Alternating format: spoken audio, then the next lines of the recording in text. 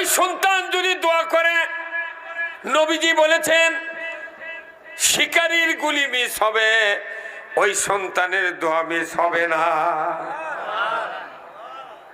এই সন্তান 32 বছর, 24 বছর, 18 বছর আপনার বাড়ির ভাত খায় আর ঘোরাফেরা করে, আপনি একা একা মসজিদে যা হুকুর হুকুর করেন কি? আর গ্রামের মানুষ করছেন আমার ছেলে ব্যবসা করে আমার সংসার চালায়, কি?